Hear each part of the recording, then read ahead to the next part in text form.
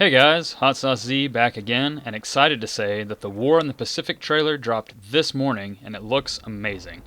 Even better news, it releases next Thursday, October 31st, for a Halloween surprise. If you've not had a chance to see it yet, I will include a link in the description below to see the full 3.5 minute look at what we have in store for us as Battlefield 5 players for Chapter 5. So let's discuss the content that DICE will be tossing at us for Chapter 5, starting with probably the most important one. Maps. We will be getting 3 new maps in Battlefield 5 as part of the War in the Pacific: Iwo Jima, Pacific Storm, and a Wake Island remake. The Iwo Jima map looks like it will be an almost Fortress mode style map, with the US forces coming ashore trying to overtake the entrenched Japanese troops. There's going to be black sandy beaches, a mountain with tunnels and passages to allow flanking, and a full complement of vehicles, including landing craft, boats, tanks, and planes. I can definitely sense some great rounds of breakthrough coming on this one, and I hope that DICE has included plenty of flanking routes and balance so that we can play a nice, long back and forth on this one.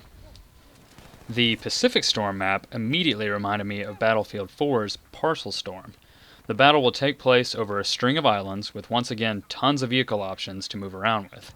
There's even mention of amphibious tanks on EA's website. How cool is that? And just like in Parcel Storm, there will in fact be a storm that rolls through while playing the map that will most definitely change the dynamics of battle. I'm not the biggest fan of Parcel Storm in BF4, but I know there are tons of people that did enjoy the map, so this is still a cool addition to BF5, and I'm definitely willing to try the Battlefield 5 World War II version.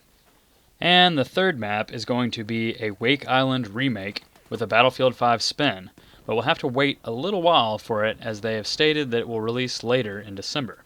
I'm assuming that it was not quite ready for this Halloween release. Now, I'm not familiar with Wake Island as I did not play Battlefield when that map became popular back in the day, so I'm excited to try this one out. I always hear mention of it on Reddit, Twitter, and from other YouTubers, and I'm ready to see what it's all about. EA's site claims that it has a familiar horseshoe shape, and they also mention areas that grant vehicle access. I'm curious if this means that there will be tanks and planes sitting around in this one on capture points like has been done in previous battlefields, or if it's just going to be like jeeps or the smaller transport vehicles we've seen to date. I guess we'll just have to wait and see on that one. Moving along here, if maps are king, then weapons are definitely next up to a shooter player, and we're getting what looks to be a haul in Chapter 5. From EA's site, I've counted 11 new weapons, 1 new gadget, and then something new to Battlefield 5, 2 new battle pickups, the Katana and the M2 Flamethrower. These pickups sound to be very similar to what we've had in past Battlefields. They can be used by either faction, but must be located on the battlefield and picked up in order to equip and use them. The chapter will launch with 4 weapons, 1 for each class. So next Thursday, Assault will get the long-awaited M1 Garand with its distinctive ping. Finally! The Medic will be getting a Japanese SMG, the Type 100, which EA mentions rate of fire and control as being its strong suits. Support will be getting another MMG, the M1919A6 by Potter's Rejoice. And finally, Recon will get the iconic Type 99 Arisaka. As we move through Chapter 5, the other weapons will become available, presumably through the Tides of War weekly rewards. These include the M3 Grease Gun, the Nambu Type 2A, the Type 97 LMG, and the M1918A2. Then, as chapter rewards, we will also unlock the Jungle Carbine, the Type 94, and the Model 27. Finally, the ever beefy Assault class will also gain access to the Lunge Mine, yet another gadget to take down those pesky tanks. With infantry out of the way, let's talk tanks and planes. The US faction will have access to the M4 Sherman tank as kind of the big guns. There will also be a US amphibious tank called the LVT, which will have far less firepower, but will most likely allow you to transport your squad across land and sea between points. Then we will be able to jump down into even smaller vehicles, including a jeep for land or a dinghy for the sea. The Japanese faction will have a Sherman equivalent, the Type 97 tank, with a 57mm main gun, an amphibious tank, the Kami Light, and then a Type 95 car for speedy land retreats or for jumping quickly back into the action. For aircraft, the Americans will have the F-4U Corsair, while the Japanese get the Zero fighter as expected. Both planes will have a fighter and bomber variant.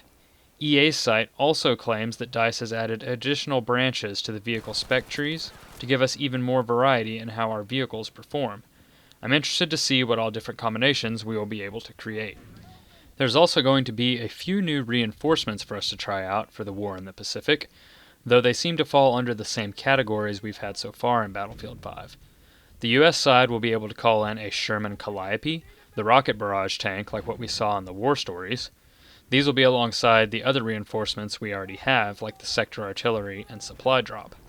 The Americans will use the JB-2 as the big boy reinforcement, and the Japanese will have a Calliope rocket barrage equivalent, as well as the KI-147I GO for their version of the JB-2.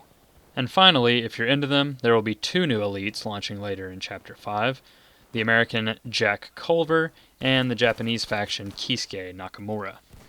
So what do we think, guys?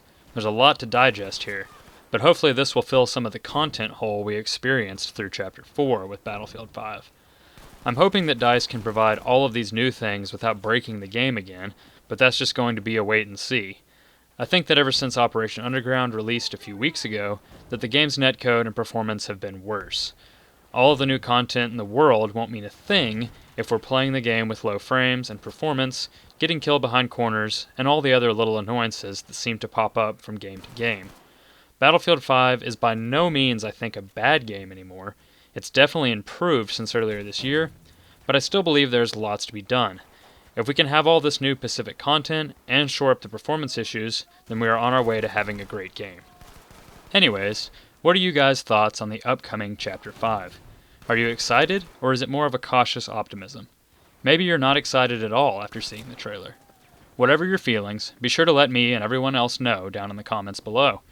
And if you enjoyed the video, then be sure to click the like button and consider subscribing for more Battlefield gameplay and news. This has been Hot Sauce Z, and I'll see you guys at the next upload or streaming over on Twitch.